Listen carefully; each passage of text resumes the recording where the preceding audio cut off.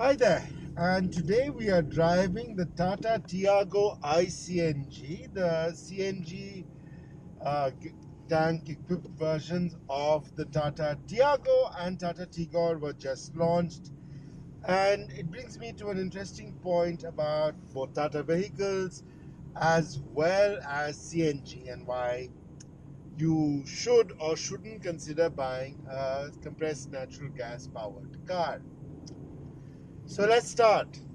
Firstly, I like the Tiago. I like the Tigor. I think Tata's modern range of vehicles is very good.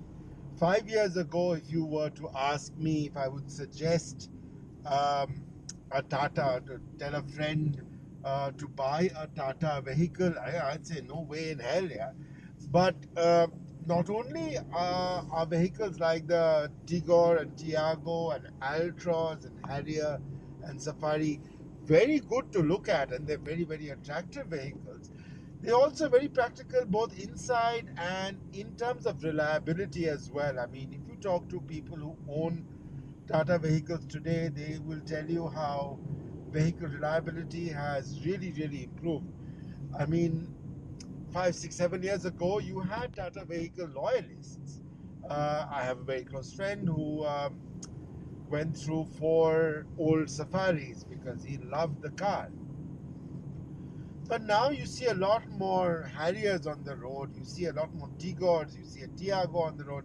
You see the Altros as well on the road. And it's not just because these Tata vehicles are affordable and good value. It's not just because people are being vocal for local. I love the vocal for local sticker that Tata puts on all their cars. It's a really nice thing they do. But most importantly, I think these vehicles I mean, Tata is really making inroads. I mean, you should not, and I think some people make the mistake of looking at Tata as down market, and particularly after the Nano fiasco, saying, "Oh, can we rely on Tata?" No, this is a good car. It's a reliable car. Um, I've got this big T logo in front of me right now, but I have not been worried about, you know, um, this being a Tata as I might have been, 10, 12 years ago. Um, this is a small car, and that brings me to CNG. So, again, this Tiago iCNG, I have not felt that I am driving a CNG powered car. They've done very good integration. They've done very good engine management. I'm still, it's not the same. If I floor it, I won't have the same zestiness of a petrol engined Tiago. But you know what? It does its job very, very well indeed. I'm zooming along. I've not felt that I have a CNG powered car, as I said. So, but why do people still hesitate in buying a CNG vehicle in India? Well, there are a couple of reasons. And I'm just going to give the example that CNG is not available really beyond some metropolitan areas. And even in Delhi, and Delhi has the largest system of CNG pumps available in the country, the Delhi NCR region. There are about 550 CNG filling stations all across the NCR. That compares to about 800 to 850 petrol pumps at last count around the, I won't even call it the NCR, but say Delhi and its surrounding cities, not, just the NCT of Delhi and Gurgaon, Ghaziabad, Faridabad, Palwal. I'm not even going to the NCR. The NCR actually is quite large. Panipat is part of the NCR, for example. So it won't go that far. And CNG pumps are not really available beyond these ancillary cities as well. Now, the big problem with CNG is quite simply that CNG is has it's the primary fuel of most of Delhi's commercial vehicles.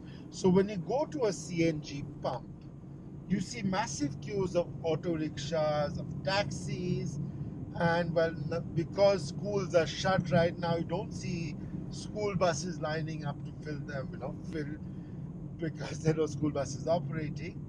And truth be told, uh, people are using fewer taxis and auto rickshaws in the aftermath of this third wave.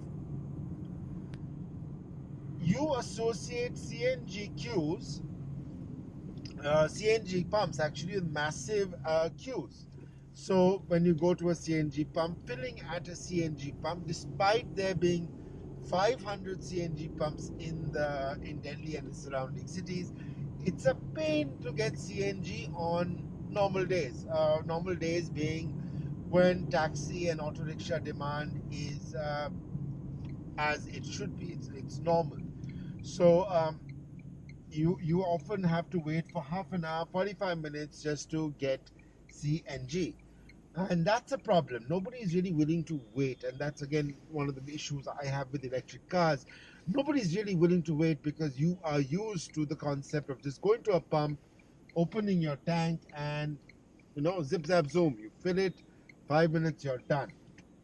So that's my issue with CNG. Am I willing to wait? Now, everybody I know who owns a CNG car usually has a driver. So the driver goes and waits. But that's not an efficient way of really dealing with filling fuel. But the reason people like CNG is not just that it's slightly cheaper to run than a petrol car. A CNG car's operating costs are pretty much equivalent to that of a diesel car without the 10-year rule in Delhi, for example. The 10-year rule being that after diesel car can only be used in the Delhi NCR for 10 years by order of the Supreme Court of India. It's not just as efficient as a diesel car, it's also cleaner. Compressed natural gas being either methane or ethane, you are burning less carbon into the atmosphere. Uh, Diesels also per kilometer also have a very low carbon footprint, but the problem with diesel is not the carbon, it's a particulate matter, which I think BS6 captures to an extent, but also the fact that you have other noxious gases such as benzene and nitrogen oxides and whatnot. But back to this car, I really enjoy driving this car. It's been a nice car to drive. CNG is a efficient fuel, but Tata has done a very good job in integrating CNG because usually you associate CNG cars and the CNG cars that are driven in the past from other manufacturers often have a slight drop off in the amount of power they put down onto the road. So this car doesn't. You don't feel that at all. You feel that you're driving a nice, efficient vehicle, yeah, which is. I mean, I've never not felt this car is not fun to drive. Tata does a good job. You've got a nice digital cluster over here. You've got a good air conditioner. You've got a very good Harman audio system, infotainment system. It's very well integrated. This is definitely, I think, the Tiago is one of the smarter small hatchbacks there is in the market. I mean, only I think the Swift gives it serious competition in terms of looks, but layout, kit, everything, well done, Tata. I'm not sure I would buy a CNG simply because I'm not willing to wait half an hour in a line. Right now, if I drive past CNG pumps, there's not much of a wait because there are fewer taxis being used right now and auto rickshaws, but 550 pumps in Delhi and the surrounding areas just is barely enough to service the 500,000 plus commercial vehicles inside Delhi, which include buses, taxis, autos, those Grameen Sevas, as well as um, you know ultra light and light commercial vehicles, which all run on CNG. So there really needs to be a larger number of CNG pumps out there. And, the government should really push more CNG usage. They should set up more, allow for more CNG pumps, have CNG at more petrol pumps so that the queues aren't there. And I think that can be done. And you should also have CNG fitted in practical areas.